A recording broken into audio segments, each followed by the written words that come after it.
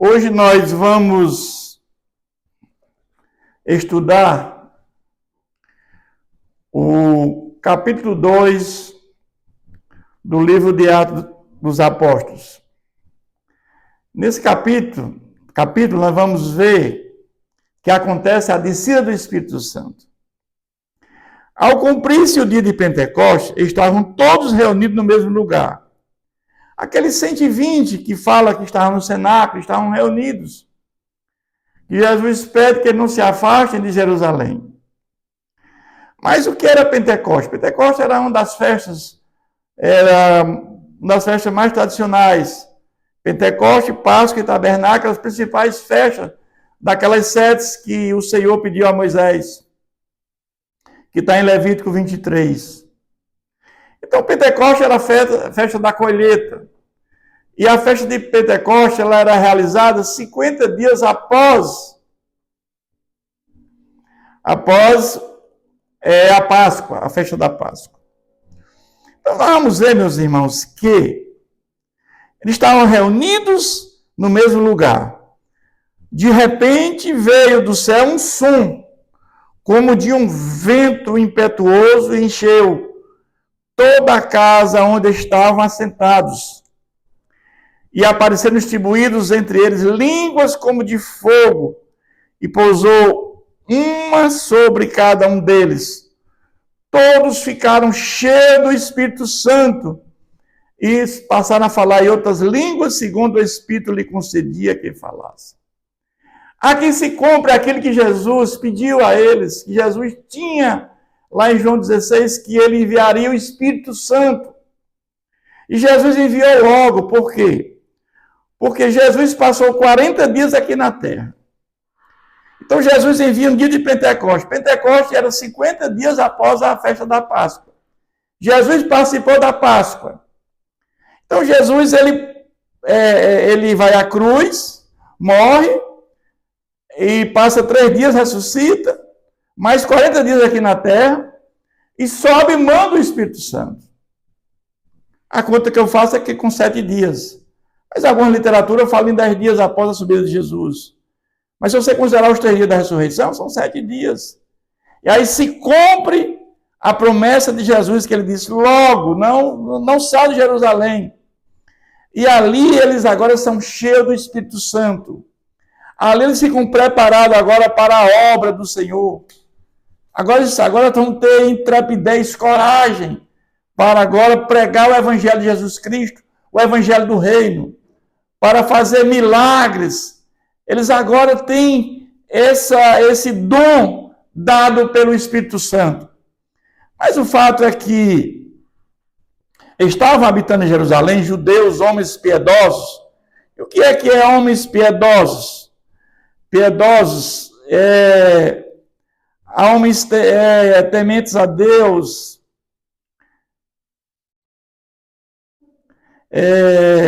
pessoas tementes a Deus, vindos de toda Jerusalém, pessoas que 3 vezes por ano iam a Jerusalém. E quando, pois, se fez ouvir aquela voz, afluiu a multidão que se possuía de perplexidade, porquanto cada um os ouvia falar na sua própria língua. Vamos ver que a festa de Pentecostes reunia muita gente. Tinha gente de muitos lugares naquele momento. Então você vai ver que esses 120 aqui, que realmente estavam no cenáculo, eles na realidade, eles receberam do Espírito Santo naquele dia. Mas essa multidão aqui não recebeu o Espírito Santo. E aqui tem um fenômeno importante, por quê? Porque eles eram de vários lugares e ficaram atônitos, por quê? Porque ouviam falar na sua própria língua. Estavam, pois, atônitos, se admiravam, dizendo, vede, porventura, galileus, todos esses que aí estão falando, galileus caipira, por quê? Porque eram homens de uma região pobre, incultos. Como que esses homens estavam falando na língua? E eles ouviam na sua própria língua. Isso aqui é idioma. Não é línguas estranhas dadas pelo dom do Espírito Santo. Aqui é um fenômeno que acontece, que Todos estão ouvindo na sua própria língua materna. É isso que está acontecendo. E como os ouvimos falar cada um na nossa própria língua materna? E quem são essas pessoas? São 15 nações que estavam ali. Eram pardos, medos, elamitas, naturais da Mesopotâmia, da Judéia, Capadócia, Ponto e Ásia, da Frígia, da Panfilha, do Egito, da Líbia, de Cirene. Era de todas as regiões. Tanto judeus como prosélitos. Judeus são aqueles circuncidados, né, irmãos? E o que são prosélitos? Prosélito é um gentio convertido, né, que ele continua convertido, mas com a prática do judaísmo. É um prosélito.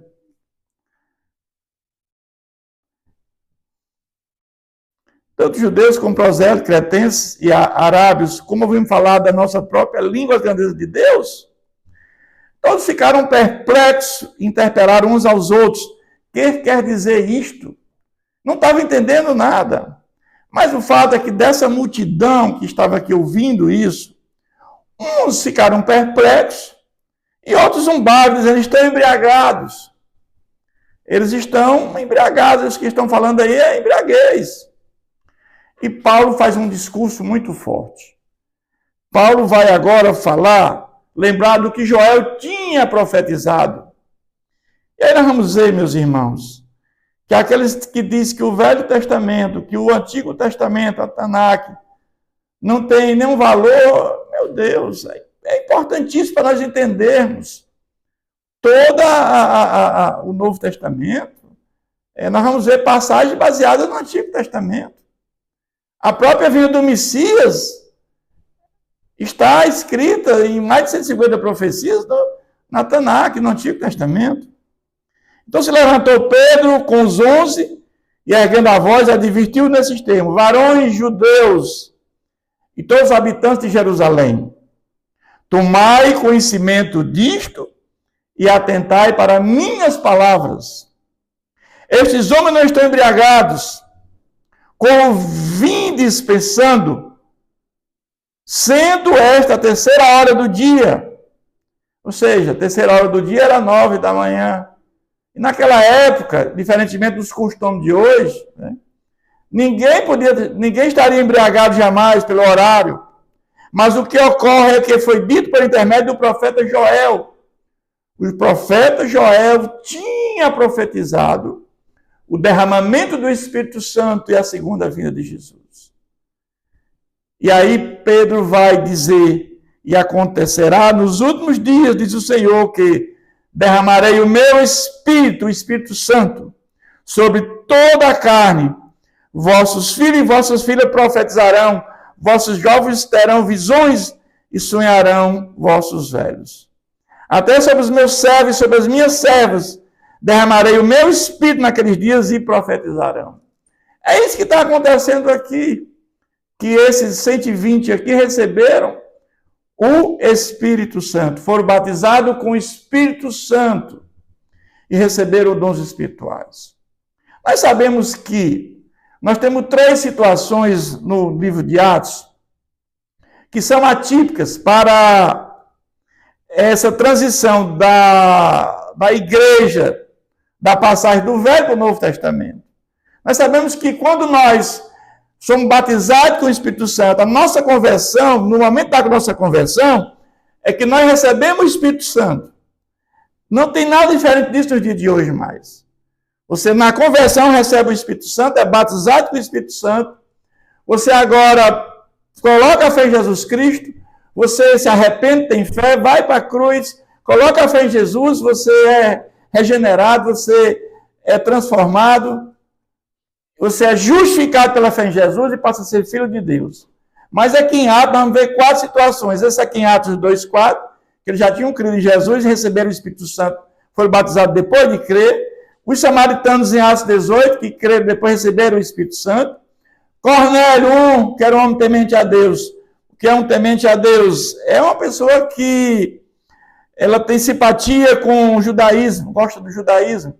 Cornélio também recebeu o Espírito Santo depois, né, já da conversão, e tem também Atos 19, que é os discípulos de João. São 4 situações que aconteceram em Atos, mas que não acontecem mais no dia de hoje. Hoje nós recebemos o Espírito Santo na hora da nossa conversão e nós somos justificados nesse momento. É tudo ao mesmo tempo, nos tornamos filhos de Deus por adoção nesse momento.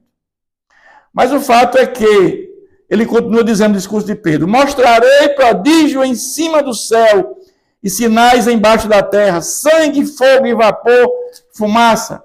O sol converterá em trevas e a lua em sangue, antes que venha o grande e glorioso dia do Senhor. Ele está falando aqui da segunda vinda de Jesus. Ele fala do derramamento do Espírito Santo, o profeta Joel, e da segunda vinda de Jesus, desses eventos que irão acontecer. Ele vai dizer: e acontecerá que todo aquele que invocar o nome do Senhor será salvo. Ou seja, a salvação, ela depende de Jesus Cristo. Nós temos que crer em Jesus como Senhor e Salvador. Quem crê em Jesus como Salvador terá a salvação e a vida eterna. Mas Jesus, ele veio e trouxe a graça salvadora como fundamento da salvação. A graça é a causa da salvação. E recebemos a graça pela nossa fé em Jesus. Tudo começa com a palavra de Deus. A palavra de Deus é pregada. O Espírito Santo nos convence do pecado. É nesse momento que nós somos regenerados, justificados. E a partir daí nós temos fé e arrependimento, porque da qual ninguém verá a Deus. Nos tornamos filhos de Deus por adoção. Então ele está dizendo que acontecerá que todo aquele que invocar o nome do Senhor será salvo. E para invocar o nome do Senhor para ser salvo, tem todo esse processo que chamamos ordem de salvação, ordem de saludes, que começa com a graça do Senhor Jesus, vem agora a palavra de Deus, o Espírito Santo, a regeneração, justificação, santificação e depois a glorificação. Esse é o processo de salvação. Varões israelitas, atendei a estas palavras. Jesus o Nazareno, varão aprovado por Deus diante de vós com milagres, prodígios e sinais, os quais o próprio Deus realizou por intermédio dele entre vós, como vós mesmos sabeis, sendo este entregue pelo determinado desígnio e presciência de Deus, vós o mataste, crucificando por mão dos ímpios. Mas aqui, eles vão falar que eles mataram Jesus. Vocês mataram Jesus Cristo, aquele que veio para nos trazer salvação, por presciência de Deus, o qual, porém, ressuscitou, rompendo os grilhões da morte, porquanto não era possível fosse retido na morte. Ou seja, Jesus ressuscitou porque ele não podia ficar preso à morte.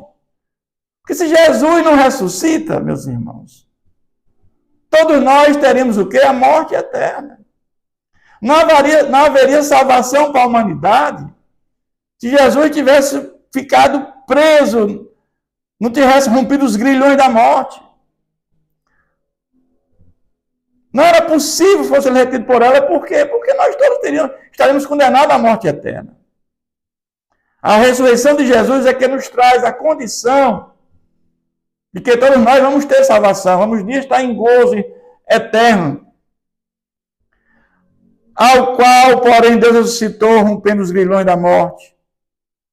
Porque foi dito a respeito dele, porque a respeito dele diz Davi, o profeta Davi diz: diante de mim via sempre o Senhor, porque está à minha direita, para que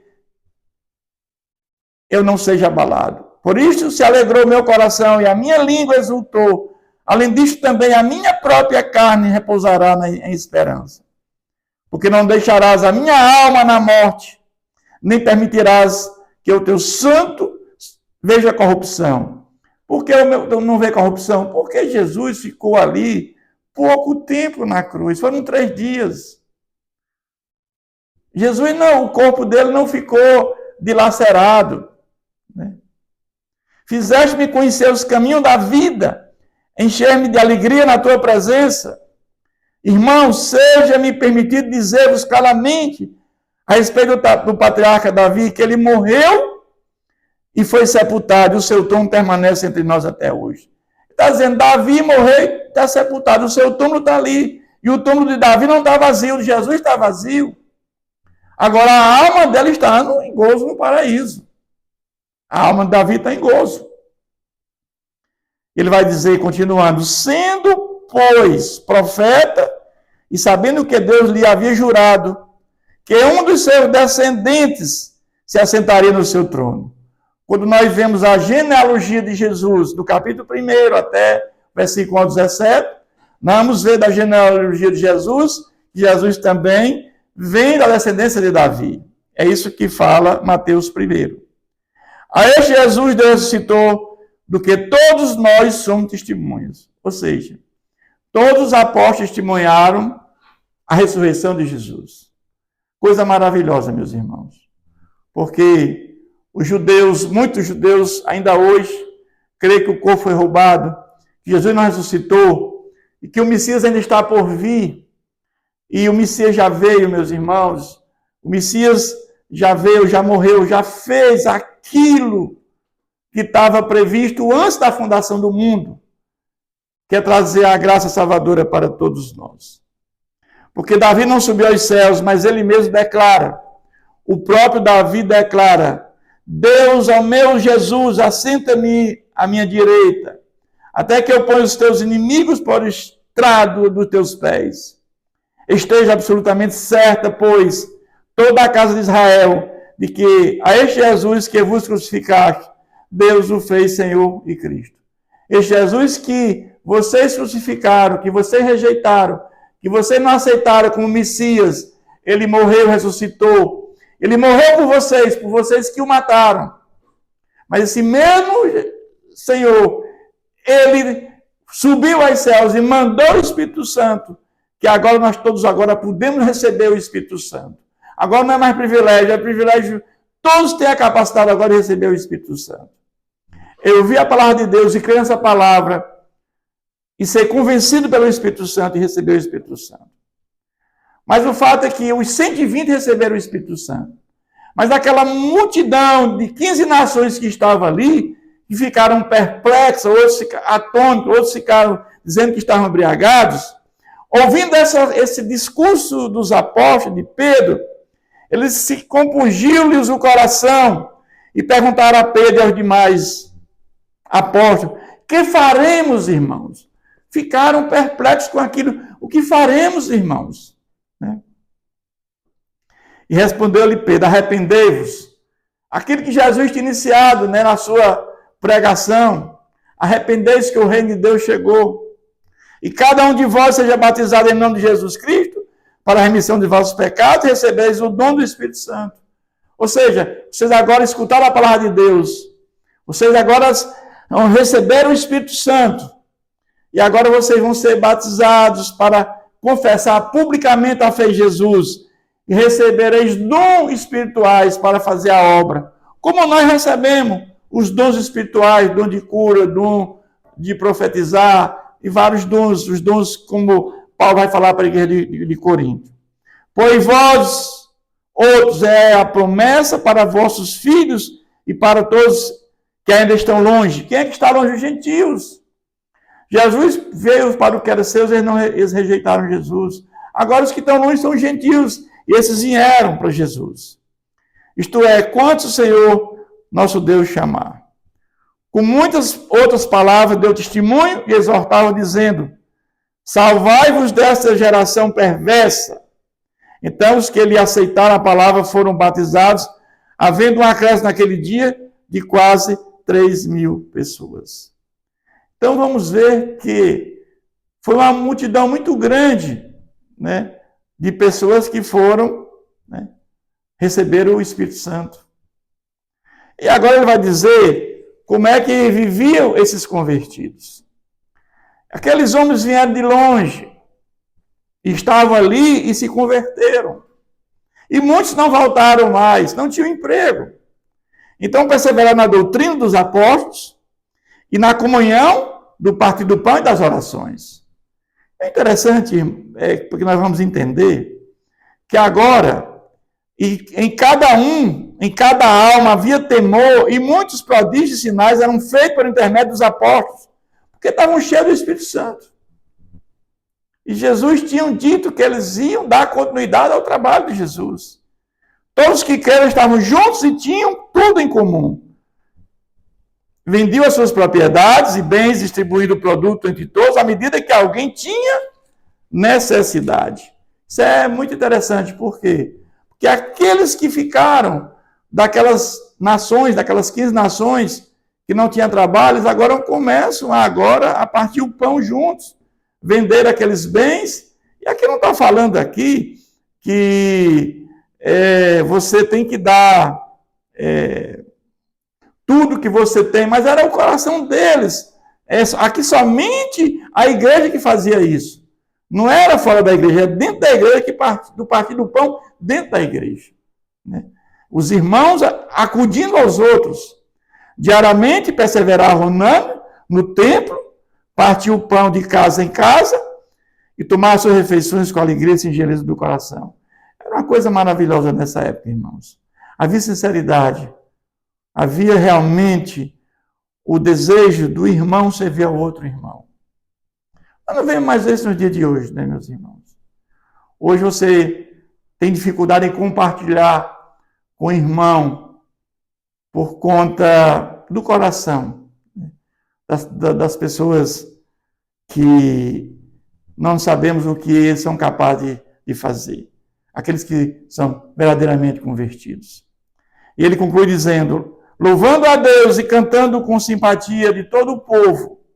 Enquanto isso, iam acrescentando-lhes o Senhor, dia a dia, os que iam sendo salvos, que iam sendo convertidos. Ele termina esse capítulo dizendo isso. Então, esse capítulo, basicamente, ele é importante porque a promessa do derramamento do Espírito Santo prometido por Jesus é cumprido no dia de Pentecostes. E do jeito que eles receberam o Espírito Santo, nós também, no dia da conversão, recebemos o Espírito Santo e fomos batizados com o Espírito Santo, justificados por Deus Pai e tornamos filhos de Deus por adoção pela fé em Jesus Cristo. É assim que funciona. E Deus continue nos abençoando, irmão.